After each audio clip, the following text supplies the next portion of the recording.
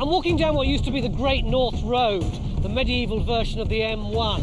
And this was one of the most difficult and dangerous stretches because it was bandit country, Sherwood Forest. Now, there can't be many characters from history who you can immediately identify just by saying a place name, but already I'm absolutely confident that all of you will realise this is going to be a programme about Robin Hood. Everyone knows his story. He's one of the most famous people in history. But what was he really like? Did he actually exist? I'm going to try and establish whether the most celebrated outlaw of all time was just a comic book character or a flesh and blood historical figure.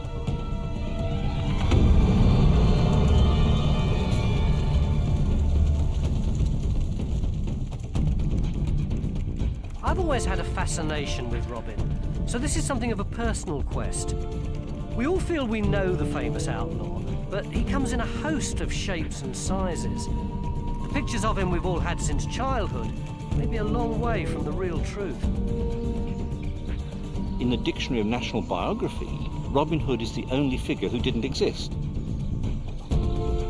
He certainly robbed from the rich, but he never got round to giving to the poor. 1,000 men could not find an outlaw if he didn't want to be found in Sherwood Forest. Some years ago, I wrote a children's series called Maid Marian and Her Merry Men.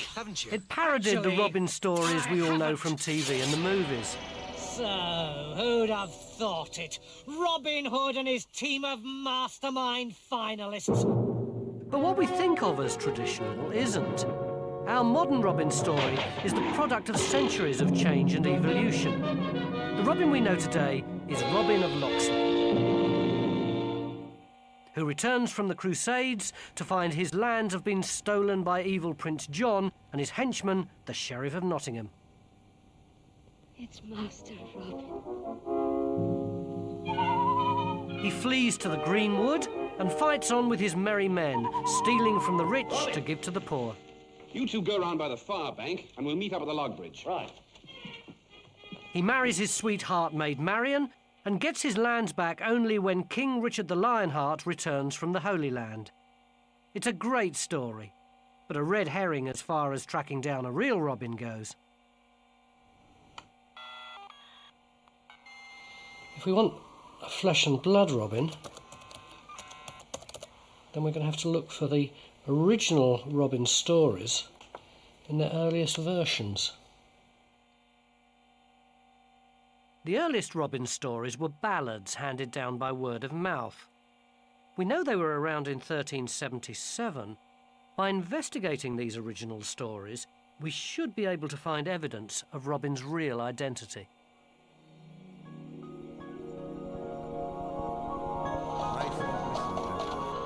Be of free-born blood. I shall you tell the good yeoman. His name was Robin Hood. Robin was a proud outlaw, whilst he walked the road. This earliest fiction is just as exciting as our modern versions, but it doesn't offer any clues about how Robin became an outlaw. The tale opens abruptly at his camp.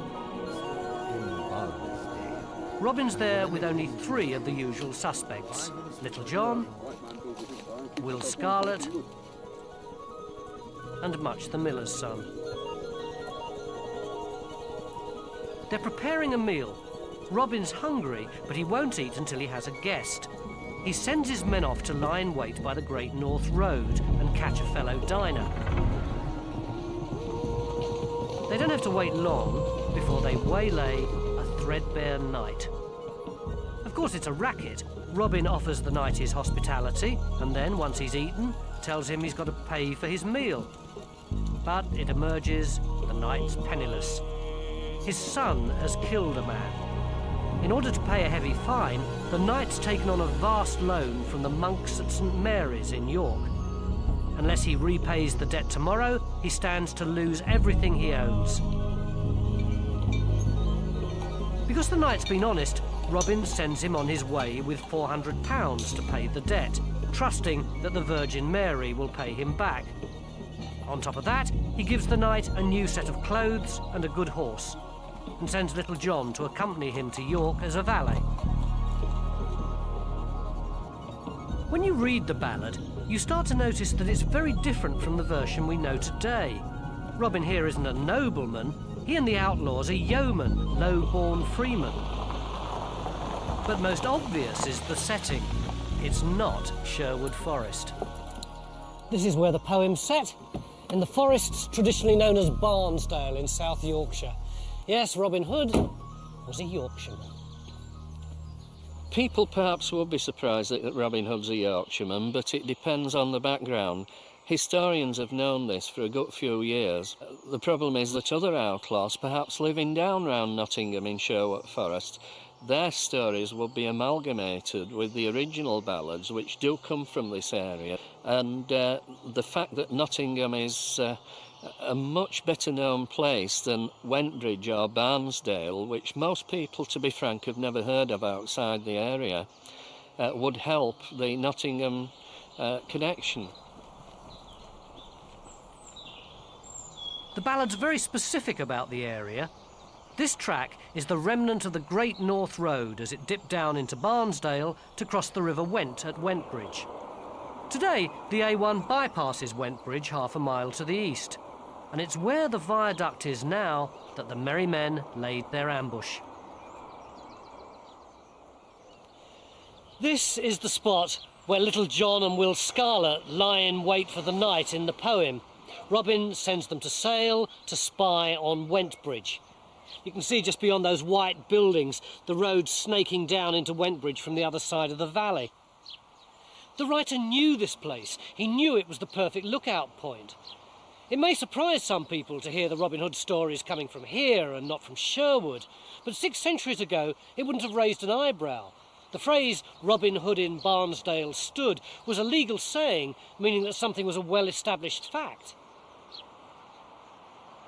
And a couple of miles down the A1 from Wentbridge, there's further proof of Yorkshire's claims. This is Robin Hood's Well near Skelbrook. Or rather, it's the cover that the 18th century architect Vanbrugh designed for it. The landmark's been moved to make way for the dual carriageway, but for centuries people have stopped here to celebrate Robin Hood.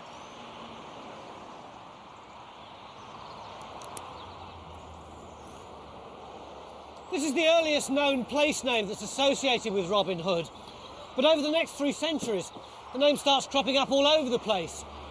Robin Hood's Bay near Whitby, Robin Hood's Butts in Cumbria, Robin Hood's Walk in Richmond, Surrey. Practically everywhere except Sherwood. The first name there doesn't appear until the year 1700. They're jumping on the bandwagon at least 4 centuries after the event.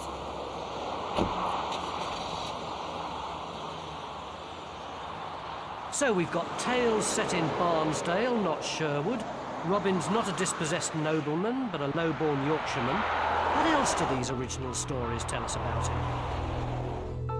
Then spake that gentle knight, to little John gan he say, tomorrow I must to York town, to Saint Mary Abbey. And to the abbot The abbot and monks of St Mary's Abbey in York are hoping that the knight will fail to show up. They're loan sharks. The knight's only got until sunset to repay his vast debt. After that, they can claim all his property and land. disheaded shall he be. But in the nick of time, the knight arrives. Expecting him to be empty-handed, the abbot shows him no respect and leaves him kneeling like a servant. He gets a shock when the knight hands over the full £400 of his debt.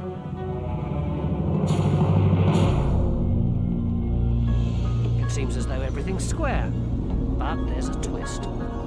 Back in the Greenwood, Robin sends his men out on a carbon copy of their first ambush. Lo and behold, this time their dinner guest is none other than the monk from St Mary's. Unlike the knight, the monk pleads poverty, but is found to have £800 with him. The knight told the truth and was helped, the monk lied and lost everything. Justice prevails, and Robin doubles his money. But there's no mention of giving to the poor. Our heroes are just a bunch of highway robbers. Can you imagine any Yorkshireman robbing the rich to give to the poor? He almost certainly robbed the rich and kept it. That was a product of a much later version. The Robin of the ballads is a bit of a thug. In one poem, he kills a man, puts the head on his bow staff and mutilates the face. The original Robin Hood is a pretty vicious character. But then again, in the Middle Ages, when people were being entertained by the early ballads and stories of Robin Hood, they would expect to find a vicious character as their hero, because in those days, everyone was used to living a pretty hard life. So just because somebody went around lopping people's heads off, stealing from people, as long as he went around killing the people they didn't like, it didn't really matter how he did it. But why does Robin pick on men of the cloth in particular? St Mary's really exists. It's here in York. But don't be fooled by these romantic ruins. It was more than just a religious institution. York was the second most powerful political centre in the country, and the monks who ran abbeys like these were politicians and captains of industry, as well as being in charge of the spiritual welfare of the country. The abbeys of northern England controlled the wool trade. The money was supposed to be a means to an end, supporting a life of prayer, but wealth had led to sleaze. In Robin's day, religious communities were notorious for their greed, lax morals, and hypocritical lifestyle. Conversely, Robin's portrayed as fair and truly religious. He may be a criminal, but his rough justice restores true values. When Robin mugged the monk from St Mary's, a great cheer would have gone up. This ordinary bloke Robin was striking a blow for justice and true religion. Everyone knew the system was rotten. Only an outlaw would have dared do anything about it. So far, this original version of the Robin stories has given us a good general picture of the sort of hard-bitten character we're looking for. But we'll be getting more clues about his actual identity when he comes face to face with his arch-enemy, the Sheriff of Nottingham.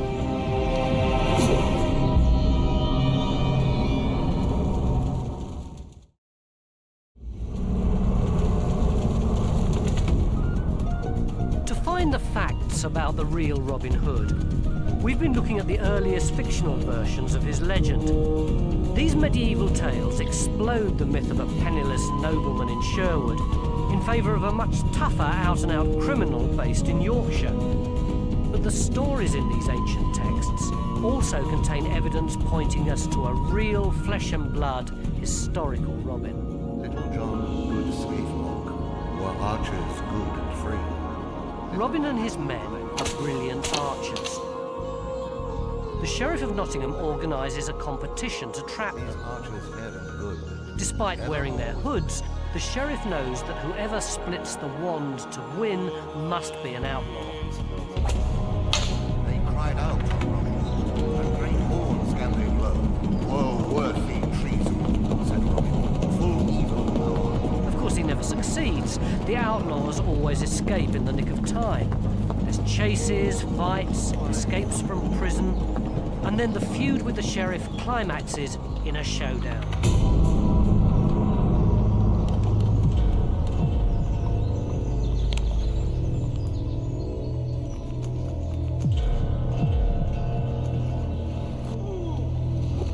Robin takes down his arch-enemy with a single shot, then moves in for the kill, beheading the Sheriff with his sword. He might have arise on his feet. He smote off the Sheriff's head with his bright brand. Robin beheld our comely king wistfully in the face. So did Sir Richard. Next, King Edward himself comes to sort out these rebels in the north. With his men disguised as monks, he deliberately gets captured in the forest.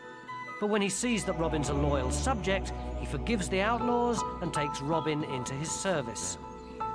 My lord, the King of England. Which leaves us with a puzzle. The modern Robin stories set in the reign of Richard the Lionheart. The evidence in the ballads suggests this is all wrong. The ballads say that Robin met an entirely different king, Edward the Comely King.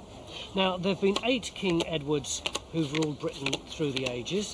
The first mention of the ballads is in the year 1377, so that rules all these kings out because Edward IV didn't come to the throne until the 15th century. So, using this logic, Robin must have been around between 1274, when Edward I comes to the throne, and 1377, when we get that first mention of the ballads. And there's another blindingly obvious piece of evidence that supports that dating. It's the one thing more than any other that Robin Hood's famous for.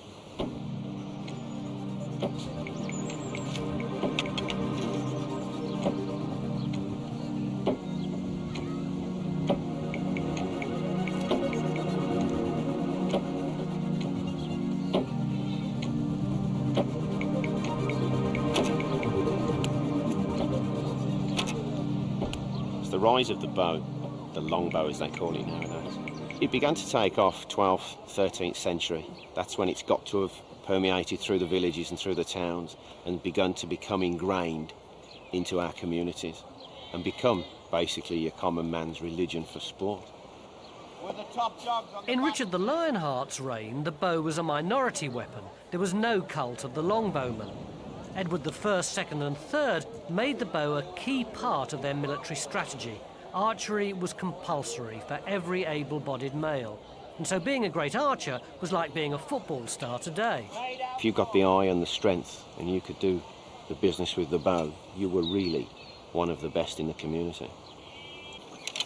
Robin the crack marksman could only be a product of this culture in the early 14th century. And closer examination of the ballads leads us to an exact date. Historians have looked closely at the lives of the 3 Edwards who are potential candidates to be our comely king, and they've come to the conclusion that only one of them could possibly have come face to face with an outlaw in this area.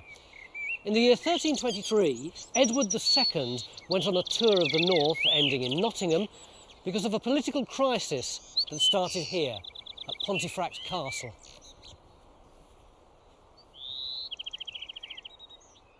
Pontefract in West Yorkshire was confusingly home to Thomas the Earl of Lancaster, the cousin of Edward II.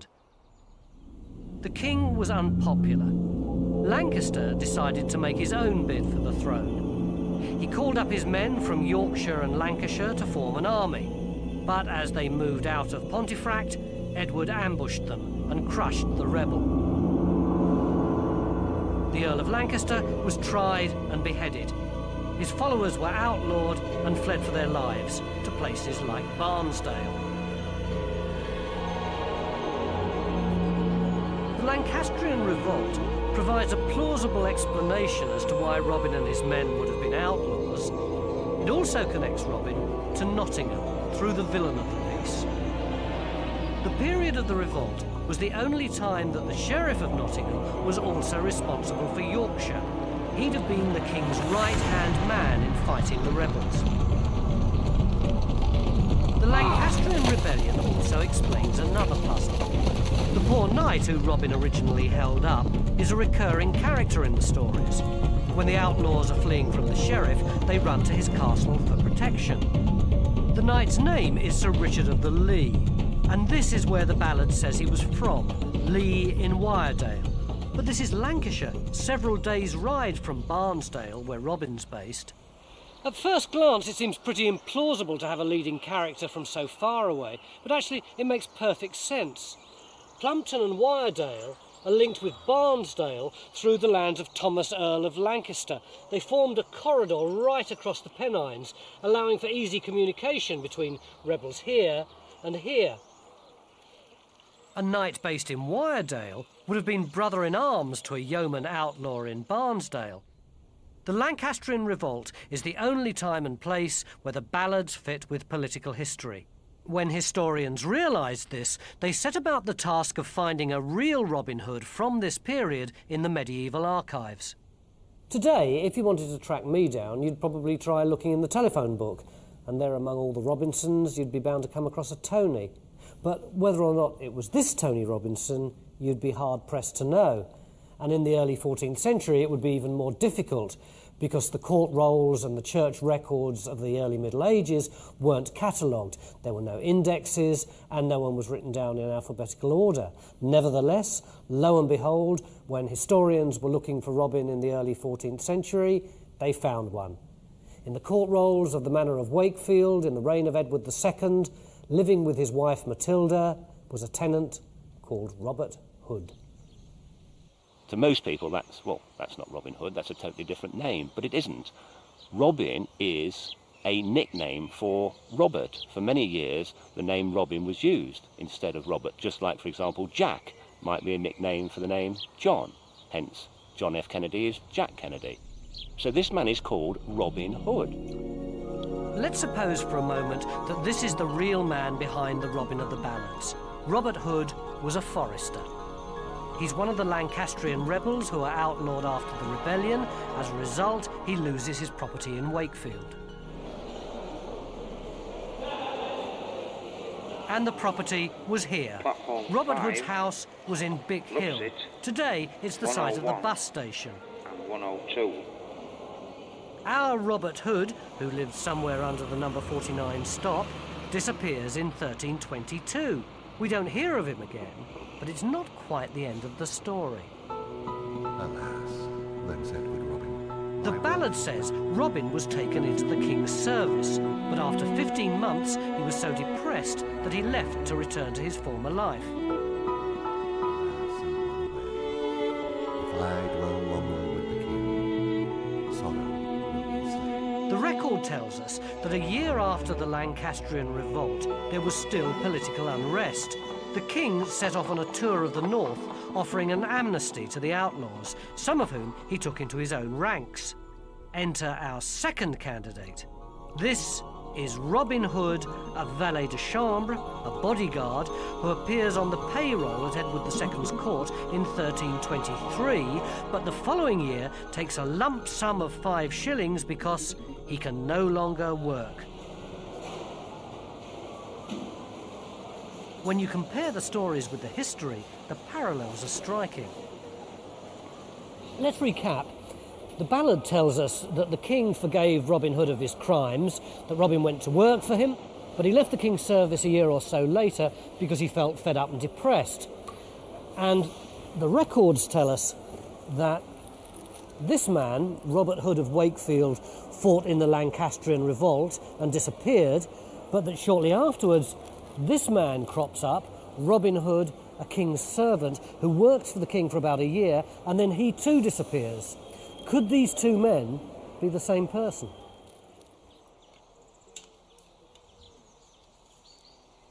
Our Robert Hood of Wakefield was a forester. He'd have been well equipped for life as an outlaw in the forests of Barnesdale.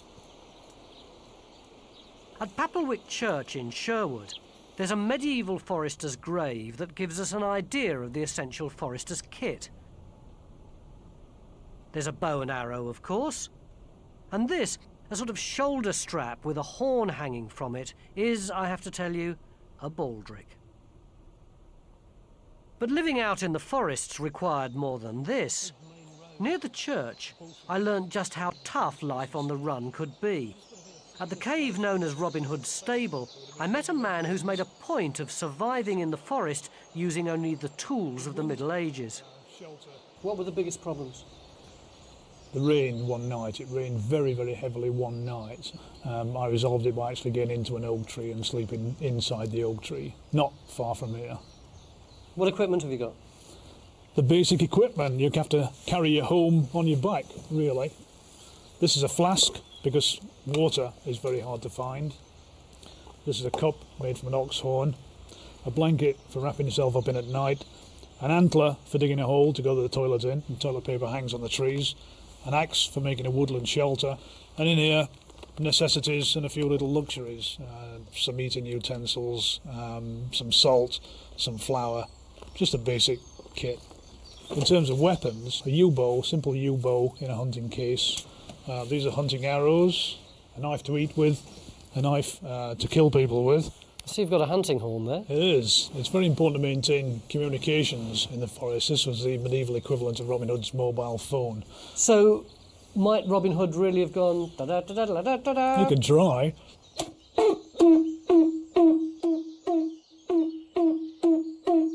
So, disappointingly tuneless outlaws. And there's one more surprise in store if you're still clinging to the image of the merry men living out in the greenwood. They probably went home in winter. This place is particularly inhospitable in bad weather. You can imagine what it's like in January. You would die if you stayed out overnight here in January. And so they almost certainly went home. So, we have a plausible if surprising candidate for our real Robin Hood. A yeoman Yorkshireman living as an outlaw during the summer and sneaking back to his home with his wife Matilda here in Wakefield in the winter. But every outlaw needs his gang. Next, we have to find the real merry men.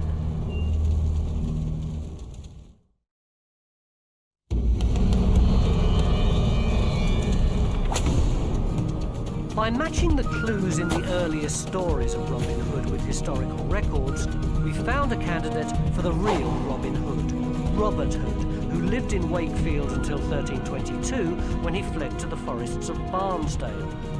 Can we also find real versions of the merry men who could have been in league with Robert of Wakefield? Here again, the earliest version of the story doesn't have the outlaw band we know today. We have Little John mentioned with Robin from the very beginning, and then a few others, Much, Will Scarlett, Friar Tuck comes in later. And so in a lot of the early ballads you have Robin and a very small group, which is very credible for outlaws. Real outlaws, it was usually the leader, his younger brother, a cousin and someone from the same village who'd also got into trouble. That's realistic. And I think it is perfectly possible that there may have been, you know, folk from Nottingham, Yorkshire, wherever else, who had those names who were outlaws. So what evidence do we have about the outlaw's real identity? I was on this bridge first and I intend to cross first. What do you carry that staff for? Just to make yourself look like a bold fellow, or do you know how to use it? We all know Little John as the giant who joins the merry men after fighting Robin on a bridge. But in the earliest stories, there's no fight, and John plays a much more central role.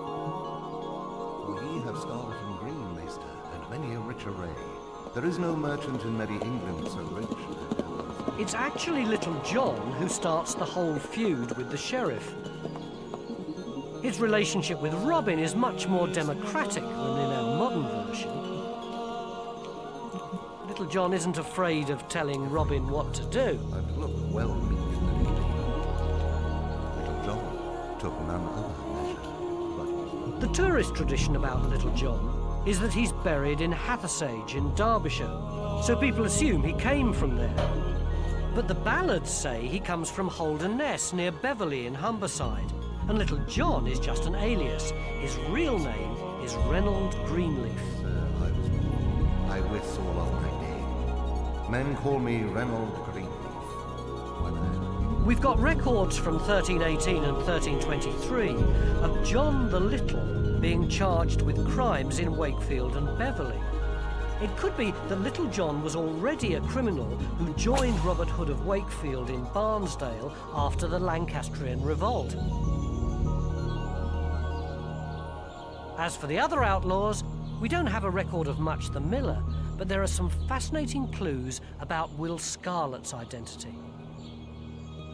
Will Scarlett's an odd name because in the earliest texts he seems to have the name of Scathelock or Scathlock perhaps in a northern form, and Scathlock seems to mean lock smasher. He's a break and entry merchant. In some recent versions Will Scarlett has got dressed in scarlet, you know, he's very elaborate, and I don't think that's what they had in mind. And yet again, there's evidence of a Will Scathlock at the right time and place who could have known Robert Hood of Wakefield. He was a monk from the very St Mary's in York that's mentioned in the ballad.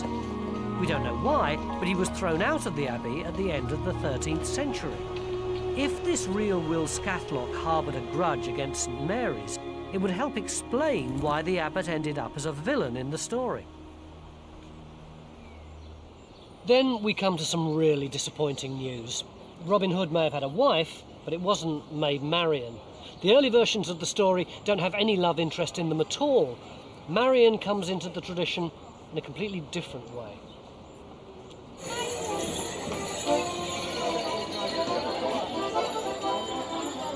Every year at Whitson in the Middle Ages, the workers used to have processions and plays to celebrate the coming of summer. We still have the remnants of this tradition preserved in Morris dancing and mummers' plays. Robin was one of the main characters in these revels, which were riotous and disruptive. I can see he likes food. Among the other characters, there was a Marian too, and over time she became Robin's partner.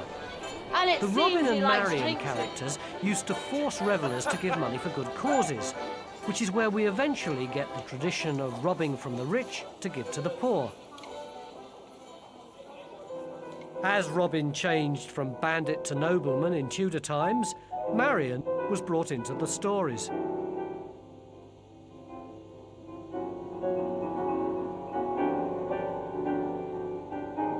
Marian appears in full form when Robin becomes gentrified. When Robin is a lord, yes, of a lady, and she appears in 1598-99 in Anthony Munday's play, The Downfall of Robert Earl of Huntingdon, and the second one, The Death of Robert Earl of Huntingdon. But even here there's a link. In the play, she assumes the name Marian as an alias to conceal her real name, Matilda. Interestingly, Robert Hood of Wakefield, his wife, Matilda, is recorded as having fled with him into the forest to join him in the struggle. Now, that is what Maid Marian is supposed to do in the popular legend of Robin Hood. So Robert Hood of Wakefield's wife, Matilda, matches very much the Maid Marian profile. Marian's a later addition. There's only one woman recorded in the early stories. She was a nun, and she'd be Robin's nemesis.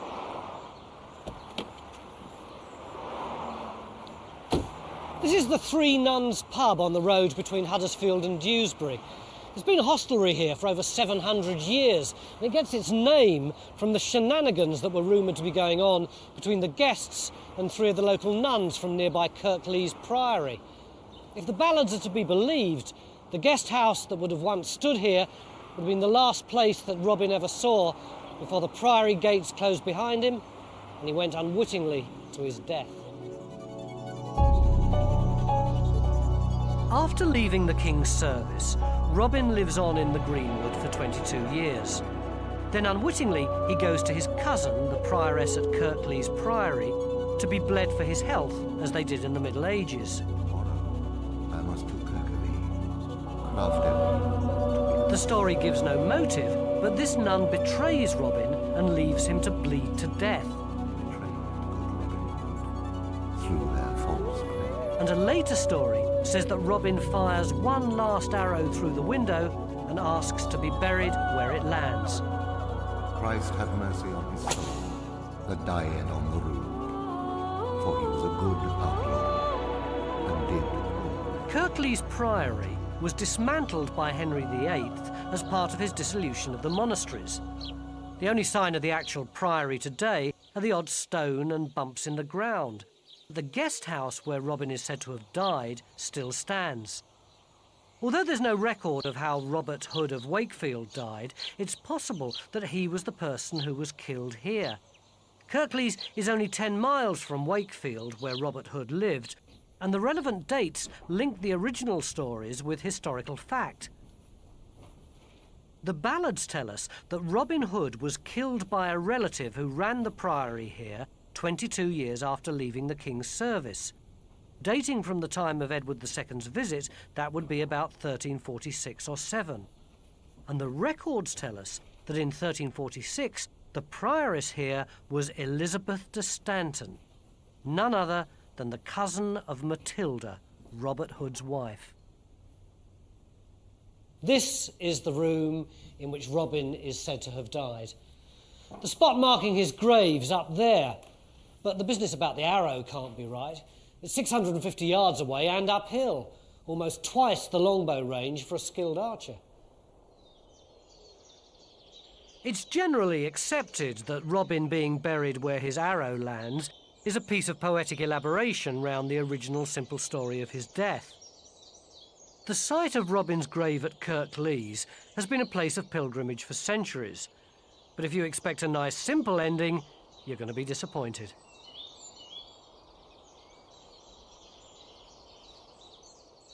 Searching for Robin Hood's a bit like being the Sheriff of Nottingham. The moment you think you've got him, he slips through your clutches.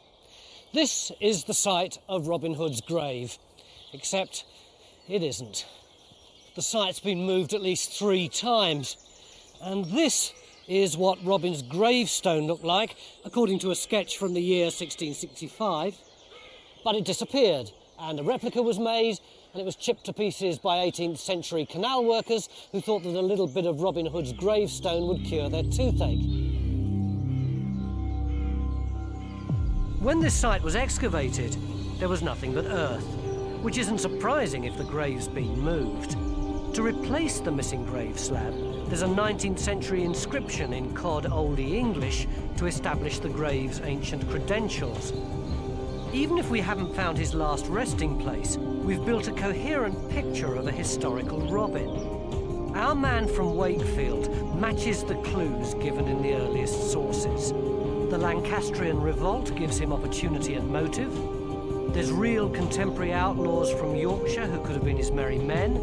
And Robin Hood was related in real life to characters mentioned in the ballads like the Prioress of Kirklees. But as with the grave, the truth about Robin is complex and fragile. There's always more to him than meets the eye. Just when we thought we'd found our prime suspect, Robin Hood of Wakefield, 250 miles to the south, historians discovered another man who blew the whole thing wide open again. And this man had never committed a crime in his life.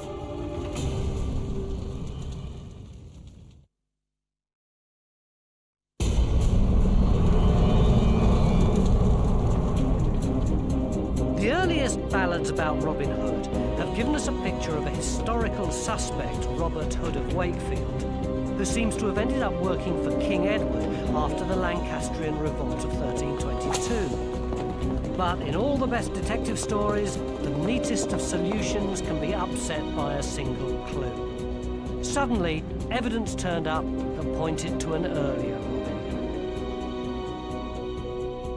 In the Middle Ages, it was the custom to be known by your father's name. So if your dad was a yeoman called Robert or Robin Hood, then you'd be called Fitzrobert or Robertson or Hoodson or Hudson or Hood or, of course, Robinson. But then, out of the blue, a historian discovered a man who'd lived in Sussex in the year 1296 called Gilbert Robin Hood. This was an extremely rare surname and seemed to imply that the name was already known as some sort of nickname. But then more and more people called Robin Hood or Robin Hood started to pop up. But these weren't just random individuals. We know that a very high proportion of them had at some time in their lives committed criminal acts.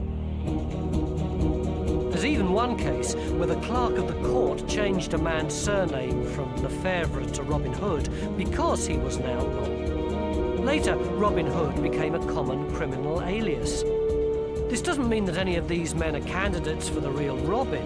It just proves that people knew about him 50 years or more before Robert Hood of Wakefield. So where does that leave our prime suspect? Well, it's still likely that he's the Robin of the ballads, but the ballads aren't about the original Robin.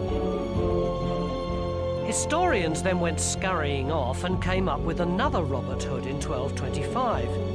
He was an outlaw who'd been fined 32 shillings and sixpence at the York Assizes. But there's no record of him doing anything like the Robin of the stories. Randomly picking up Robin Hood-type names from the records didn't seem to be leading anywhere. But there were medieval figures that we know existed whose lives matched the famous stories. They just weren't called Robin. The best example is a story that started with a dispute over the ownership of Whittington Castle here in Shropshire, funnily enough, in the reign of Richard the Lionheart. In 1197, It was inherited from his father by a man called Fulk Fezwarren, but a rival lord with better contacts with King John wanted Whittington too. Charges of treason were trumped up and Fezwarren was outlawed. For 3 years he operated a guerrilla campaign in the forests of the Welsh borders, and the stories that grew up about him are eerily similar to those we associate with Robin Hood. Not only does Fezwarren have a right-hand man called John, he robs people by inviting them to supper and then getting them to pay. He takes shelter with a local knight and kills his sworn enemy in the forest. But when the king comes to the forest in disguise, Fezwarren is forgiven. Sound familiar? Could this man from Shropshire be a new prime suspect whose name got changed in the course of history? It's really weird. Maybe there never ever was a real historical Robin Hood. Maybe the stories are just that, a mishmash of old legends. But if that's the case, why bother with inventing Robin Hood at all? Why not just stick with Fulk Fezwarren and have all the stories about him? Or maybe there actually was a bloke in real life, like our Robin Hood of York or our Robert Hood of Wakefield, who had adventures and then a lot of fictional stuff was tacked onto them. But there is a third possibility. Suppose both the Fulk Fezwarren stories and the Robin Hood ballads are based on an earlier figure, a hidden Robin Hood who we haven't yet discovered. The modern Robin Hood story is set in the time of Richard the Lionheart, when Robin is also called Robin of Loxley. Because of the northern connections in the ballads, historians always assumed this meant the Loxley in Yorkshire. But there's another Loxley, here in Warwickshire near Stratford-on-Avon. And here, the trail leads us to the ancestor of one of the Norman invaders who came over with William the Conqueror.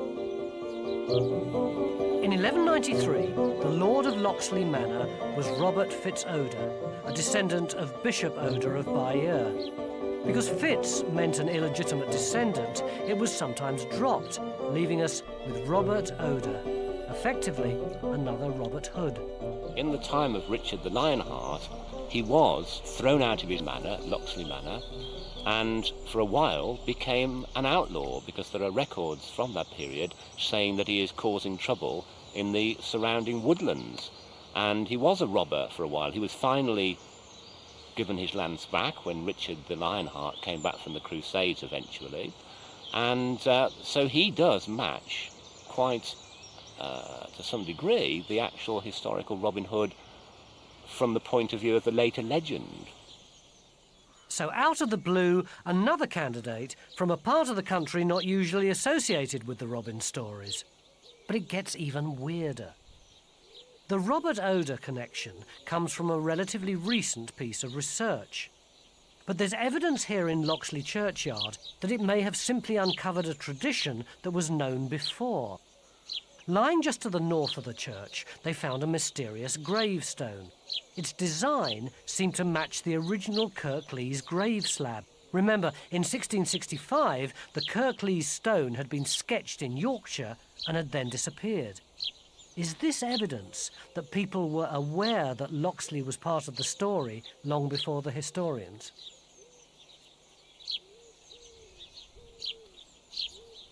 This is the gravestone. It seems to me there's three possibilities. Either the whole thing's just a coincidence, but that seems unlikely given how similar the original drawing is to what we've got here. The pattern's the same and the dimensions are so similar. Or else this could be a copy of the original gravestone in Kirklees. Or else maybe, just maybe, this is the original Kirklees gravestone, which was brought here by someone who believed that this was the real last resting place of Robin Hood. We've got three historical candidates who together have helped to create the figure of Robin Hood. There's Robert Hood of Wakefield, the Lancastrian rebel. There's our historical non-Robins who've added their touches. And there's Robert Oder, the original nobleman Robin Hood. But there's another angle to the story. And for that, we have to return to Sherwood Forest. Not the usual tourist trail this time, The clues lie in Southwell Minster.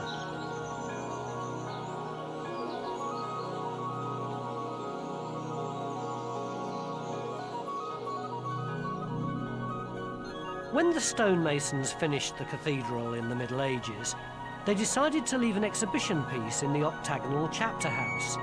The highest form of the stonemason's art was to carve leaves in stone that had the lightness and delicacy of nature. And interwoven into the fabric of this Christian meeting house is the ancient pagan spirit of the greenwoods, the so-called Green Man.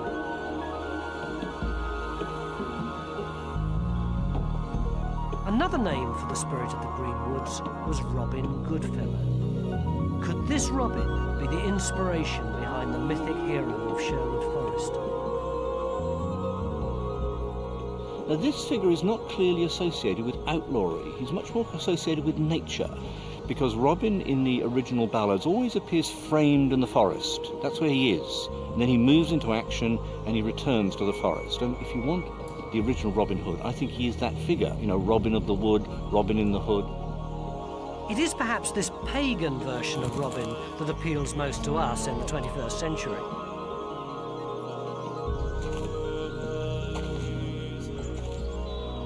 Robin Hood type stories, I think, have been with us since probably the end of the last ice age, about 35,000 years ago. But they've been added to and taken away from since then. Robin Hood that we know now here in Sherwood Forest is not the Robin Hood that we would have known if we were standing here in the 10th, 11th or the 12th century. He's now cast as a preservationist, a conservationist, look after the greenwoods. In those days it was nothing like that at all. It was simply watch out for bishops, archbishops, beat them up, and whatever you do, don't get caught by the Sheriff of Nottingham. When I wrote my children's series about Maid Marian, I knew I was joining in a long tradition of telling stories about Robin. But until I went to look for the real Robin, I never fully appreciated just how much that tradition has evolved to suit the needs of the audience. I think Robin Hood is in the process of becoming the secondary character in a feminist set of sagas starring Maid Marian. That's well underway. What will there be then? Intergalactic Robin Hoods? Will there perhaps be a gay Robin Hood? I think it's quite likely that that will happen. The homosexuality of the legend will be interpreted in that way, and one can see good reasons for that. But I guess what's really next for Robin Hood is lots of exposure.